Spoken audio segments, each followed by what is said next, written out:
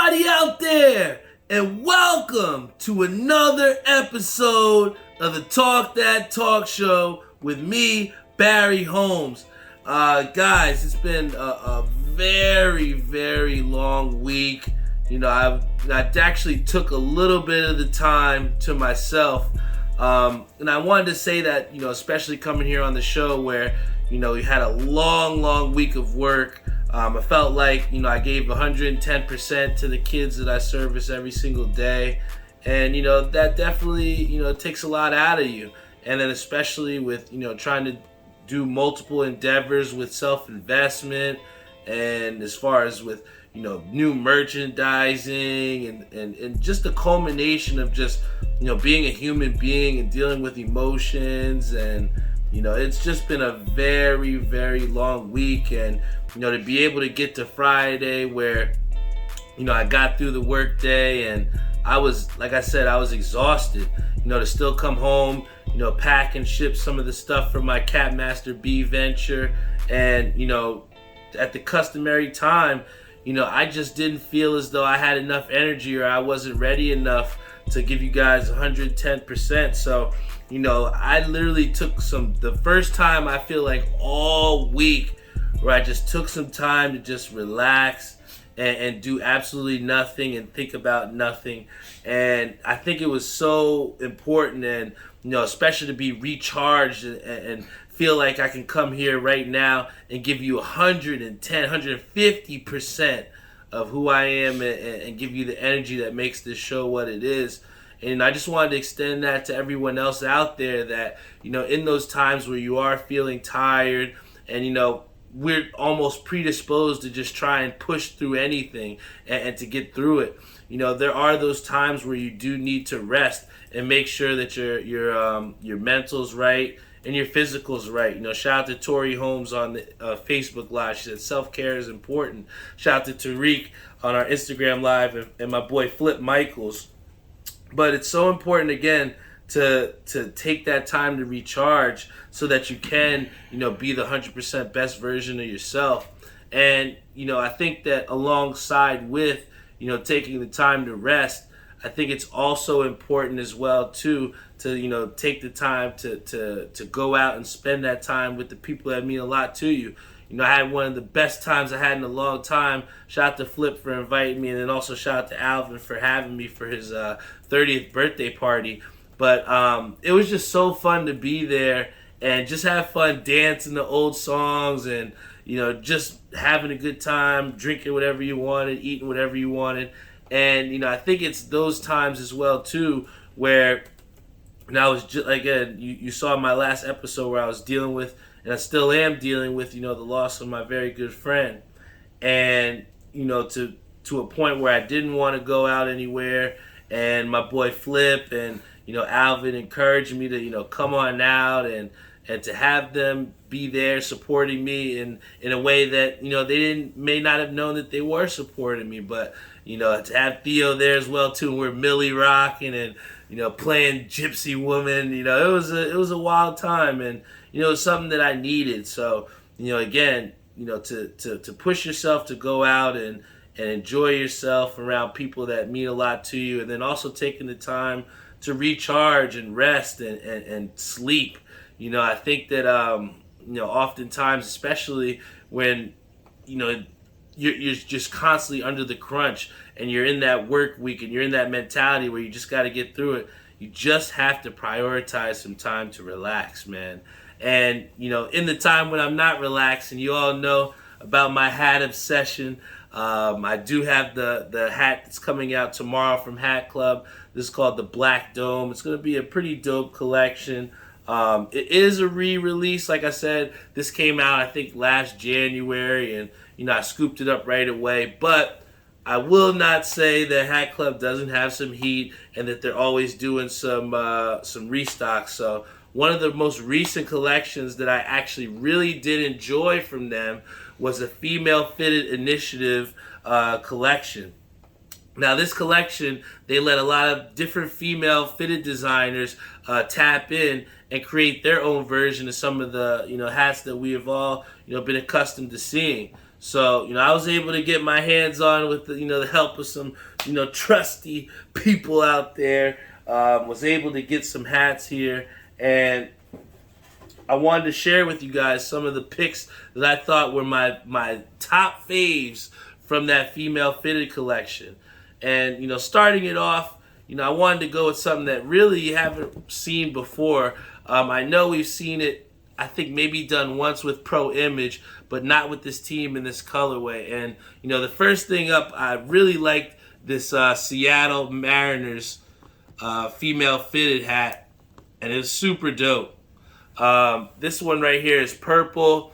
It's got the 20th anniversary patch, as you can see on the side here, with the infrared undervisor. And I think that the main thing with this infrared undervisor, it really pops and makes for the stitching on the Seattle to really pop. And I think that a lot of times with some of our hats, we're getting a little bit, how could I say, they're getting a little bit where we've seen lack of creativity and seen a lot of the things redone and re-exposed before. So, especially with this collection, I think the one thing that I liked the most about it was, their female push to give us something that we haven't seen. And that's why I was blasting people for this re-release. So, again, to see something different, that's what I really liked. Another hat that I thought was really dope was actually this Brooklyn Dodgers two-tone hat. Shout out to my boy Kenny Lou for the two-tone.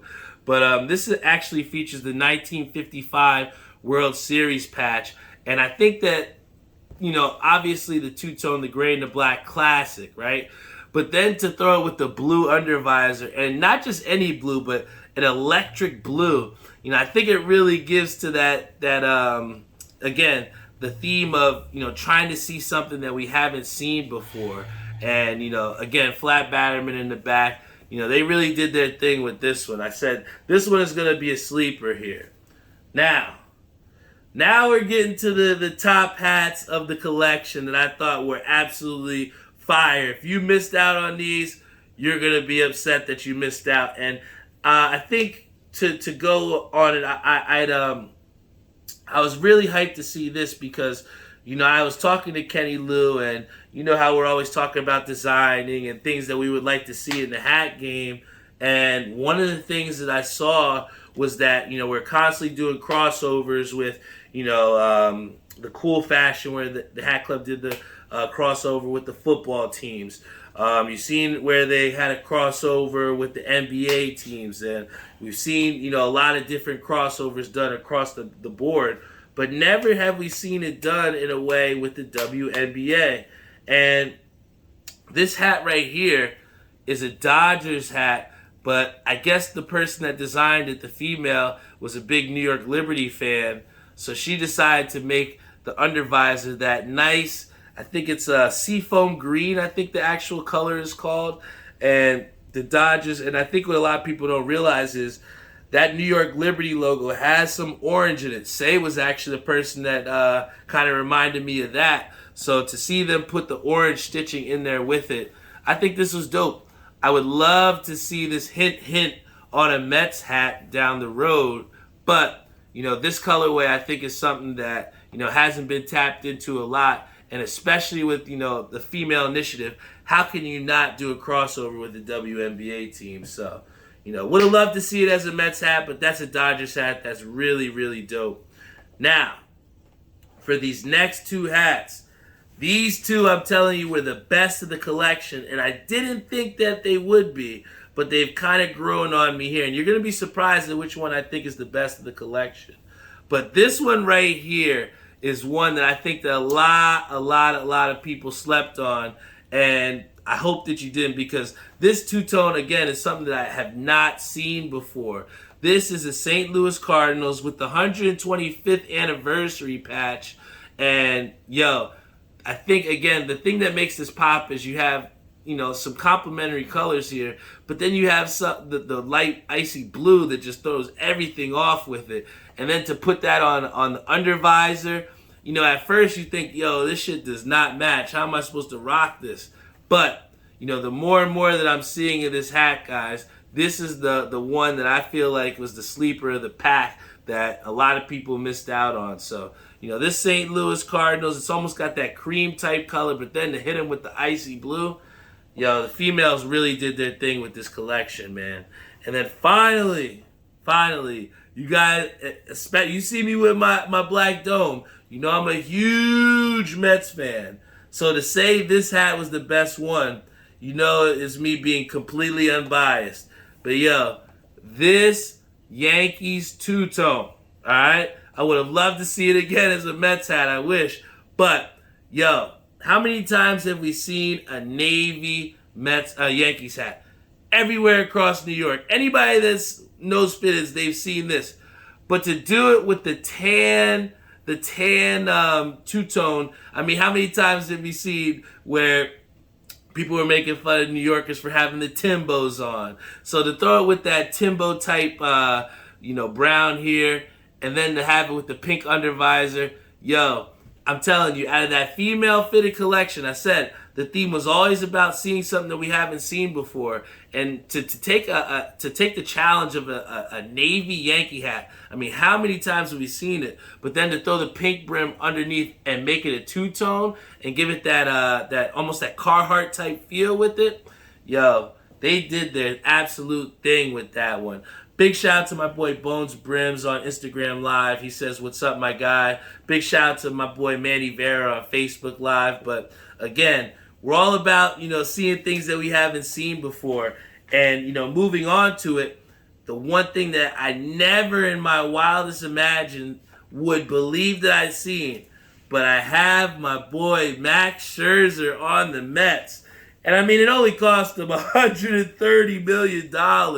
But I won't blast the Mets on this signing because, oftentimes we talk about the Mets and we talk about how they're spending money on players that aren't exactly the best.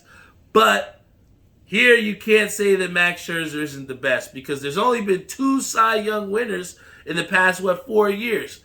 One of them has been Jacob deGrom, and another one in Max Scherzer is now a Met. So now you have the top 2 pitchers, arguably of our generation, playing on the Mets. I mean, it's going to be super exciting. I know Jeff said he wanted to maybe get that black Mets jersey with Max Scherzer on the back.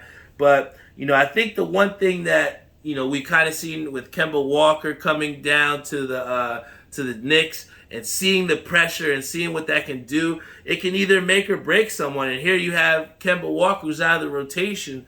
But then on the flip side, you have Max Scherzer who's coming into here, trying to take on a lot of responsibility and pretty much infusing the Mets back into a contender.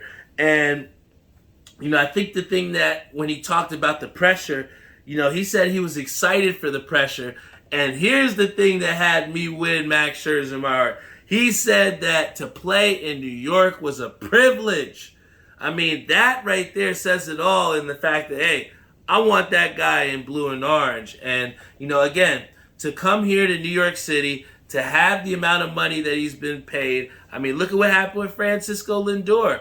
His start to his tenure in New York hasn't exactly been the most lovable.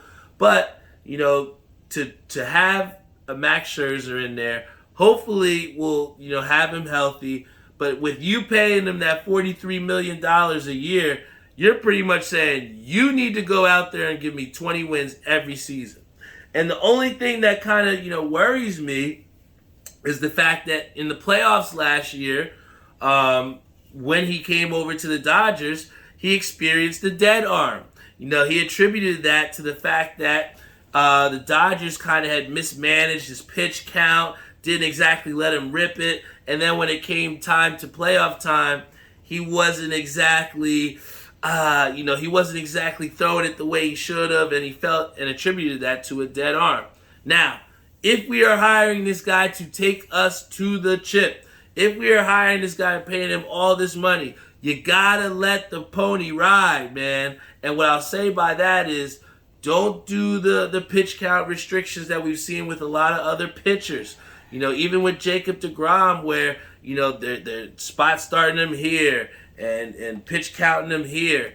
And in a way, it's taken away from that strength or that ability to keep going long into the games and push through that. because we're so worried about the pitch count. And I think that to pay the guy as much money as we are, you got to let him rock out, especially if he complained about being on a pitch restriction before. So, am I excited to have this guy? Fuck yes, I'm excited to have Max Scherzer. He automatically makes that Mets team 100% better, and he hasn't even pitched a single game.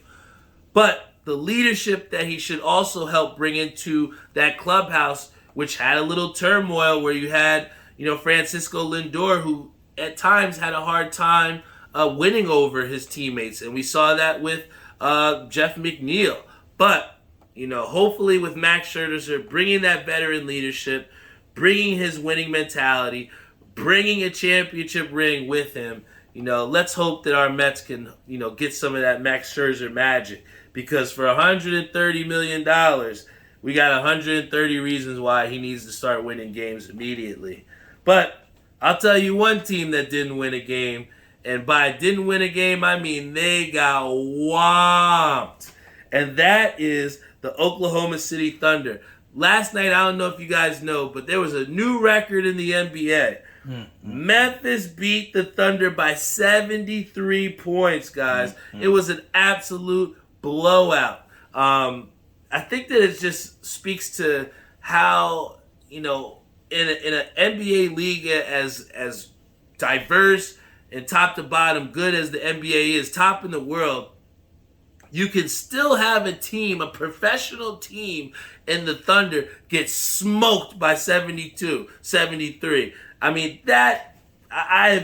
we've never seen that before. And then when I looked at the box score, and I saw that the Grizzlies didn't even have John Morant out there, that was absolutely insane to me. So without their best player, they went out there and blew the doors off the Thunder. How can you go out there, wear that jersey proudly, and then go try and compete again the next day when you got absolutely destroyed?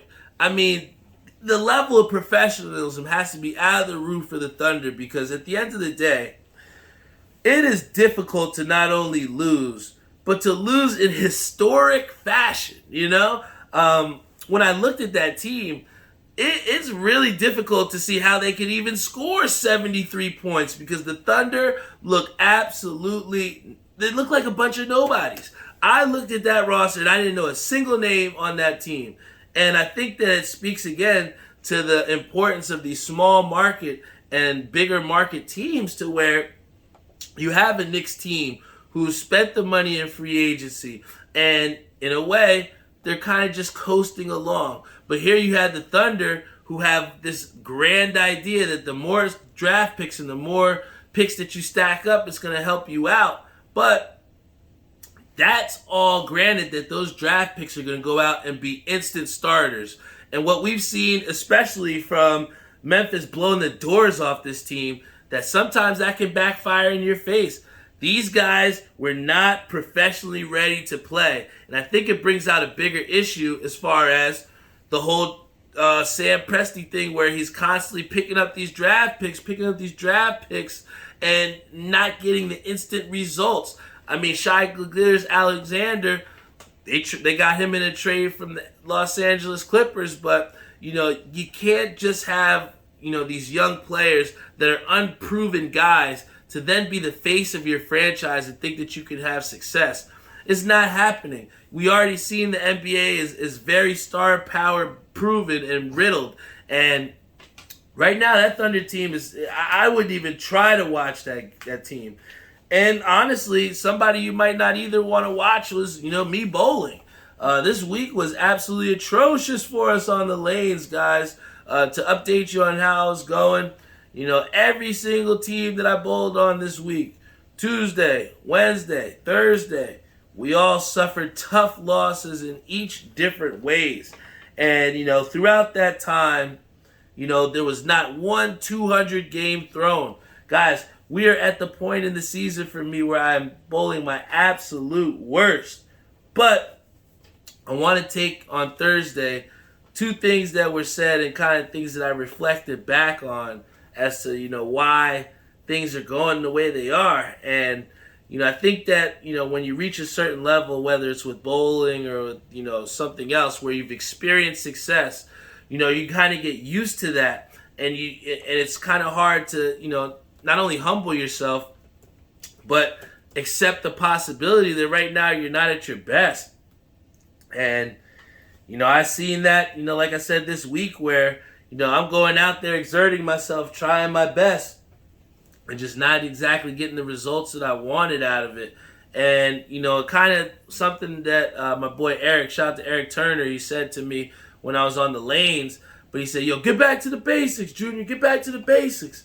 And I think oftentimes we're so in our minds trying to complicate things and think about how we can perfectly do them and, to equate it down to the surface level of bowling. I was going out there just trying to, be the most pristine, put it out there and just, be a perfect shot every time. And at the end of the day, we're not perfect as individuals, as bowlers, at all. So, in that same realm, I just was just going back to the very basics of just, taking those steps, taking a deep breath, hitting the mark, and just going through. And one of the last shots that I threw, even though it was a terrible set, terrible game, but one of the last shots I threw was a strike. And when I went back to it, I thought, damn, by going back to the basics, kind of recentering myself. And when you come down to it, as far as, trying to get out of those funks, or when we're in those feelings of where we don't want to be in a place that we are, I think that you have to recenter yourself, and not just in bowling terms, but by recentering ourselves, it's really, trying to find out the reason why we're doing the thing that we're, struggle to have success with. You have to kind of ground yourself and remind yourself of the reasons that you're backing yourself in these adventures. And, when I came back down to it, ultimately, yeah, I like winning money, but, for me, bowling is a lot about having fun.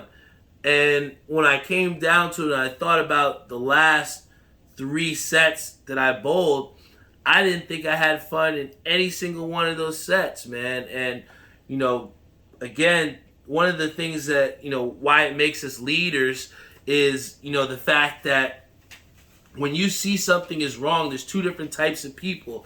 There's things, and there's people that, kind of just let shit slide and just, try and push through and, just rock out with it. And then you have people that, accept what's going on, but want to take a stand and make a change to make that, not happen again. And, after getting our asses kicked on Thursday night, I just brought the team together, and I just wanted to tell them, in our, worst of times, we're still a team, but, ultimately, I just want us all to go out there and have fun, win or lose. And, I think that that's one thing across the board, whether it was Tuesday night, Wednesday night, Thursday night, it just kind of got out of there. The priority was to win the game, but the priority wasn't to have fun. And it's all good to be focused. It's all good to, be locked in. But at the same time, you also have to have fun out there. And, I guess that's my advice to myself, is just to kind of remind myself that, I remember I said it to my brother and, a couple friends that, I was like, I don't feel like bowling, man. This shit is ass. I'm not fucking with it right now. But, at the end of the day, it is something that I'm super passionate about, and, I'm not going to quit. But, ultimately, again, you got to find a way to just have some fun. And, I think that, when I come at it and try and attack it next week, I'm just going to try and have fun out there and just give it my all, man. I think that I'm not going to try and go out there and be perfect and, try and do everything the perfect way.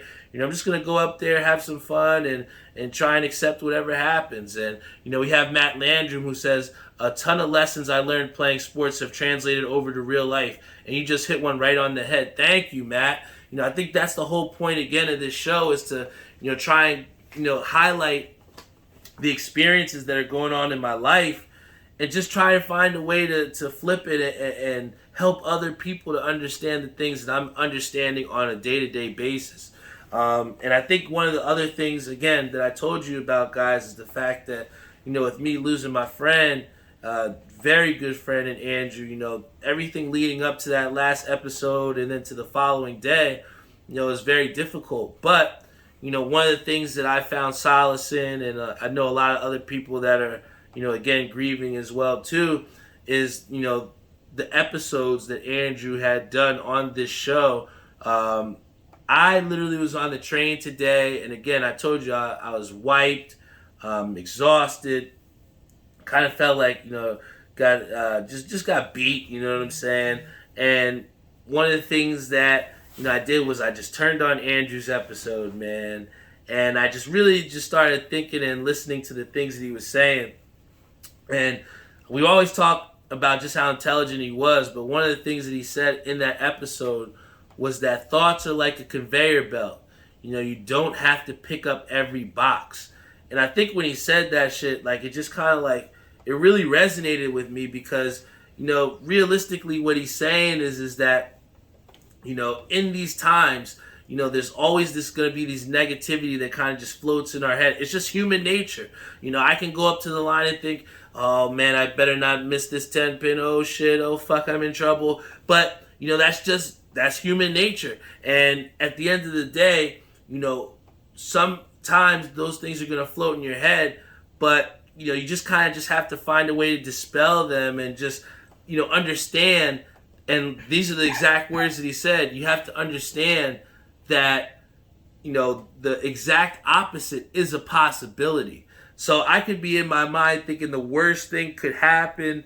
I'm never going to get through. I'm not going to have the success. But then on the flip side, you always just have to remind yourself, guys, that the exact opposite is a possibility, man. You could go out there and be the next president if you want to. You can go out there and get a new job if that's your intentions. You can go out there and find a suitor if that's what you're out there looking for. Anything that you want to do is a possibility. And I think at times when we, sustain all this failure and we have things that don't go our way, oftentimes we lose sight of the fact that the things that we are looking and trying to get and the outcomes that we want aren't a possibility. And I just wanted to thank, my boy Andrew, again, rest in peace, brother. But I wanted to thank him for instilling me that through that episode, that just remind yourself that the exact opposite is a possibility.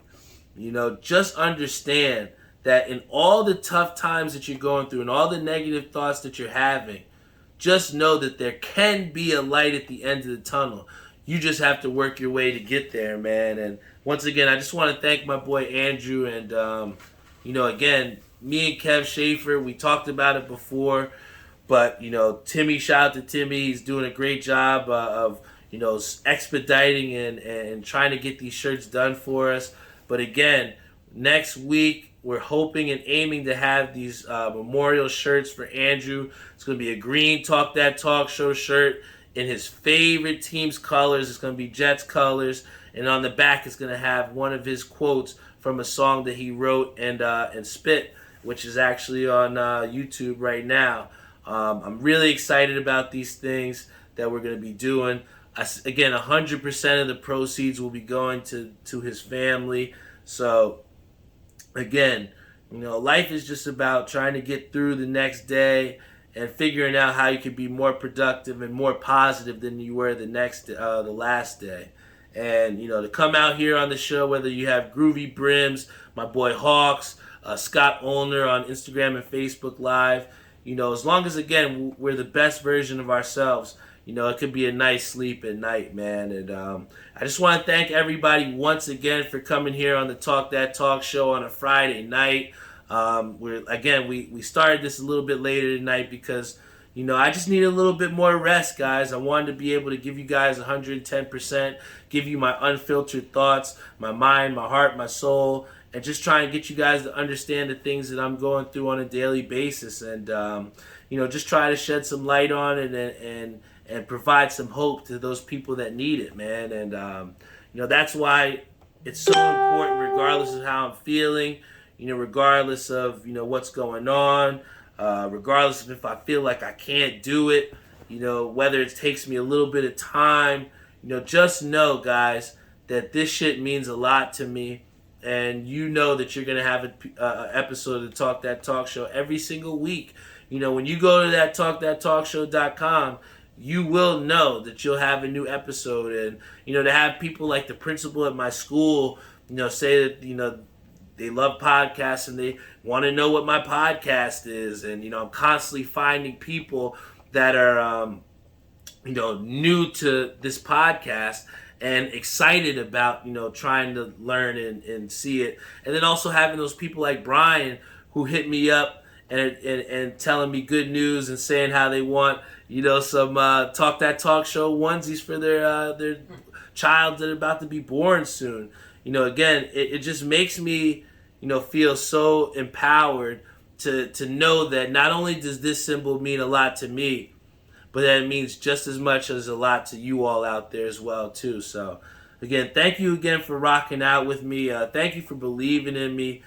Thank you for staying loyal with me. And, again, as long as I'm breathing, as long as I'm on this earth, I'm going to continue to give you guys 100% of myself and stay consistent with it because, you never know who you're going to inspire out there. And that's why it's so important to consistently be the best version of yourself, man. So, again, I want to thank my sponsors. Big sponsorship shout out to my boy Timmy Hugel over at Ink Parlor. Again, he's helping me with these shirts. He's helped my friend with his work shirts. I know he's doing his due diligence, especially during holiday time and with everything with shipping stuff and finding different garments. Just want to thank you again, brother, for everything that you do. Also want to give a big shout out to Jeff Galata over at Air We Are. Big shout out to Joe Snow and Maria over at New York Life. And then also a big shout out to my boy Savion Gaynor over at Skydive Socks. I know you're dealing with the issue of, loss of your grandmother, brother. My thoughts and prayers go out to you. Again, dealing with something is never easy, brother. But I think that one of the things that I was reminded, through the passing of my friend Andrew, and I hope that it gives you solace as well, too, say, is, the fact that there are people out there that care about you, bro. And, especially in tough times, those are the people that you have to lean on, man. And I know you know this, but if you ever need anybody to talk to, say, I'm here for you, bro. I love you. And, I'm here for you as always, bro. This is the Talk That Talk Show every single Friday night. You know what time it is. I love you all. Thank you for rocking out with me. Hey, another episode in the books. Keep being positive. Keep believing in yourself. And I'll see y'all next week.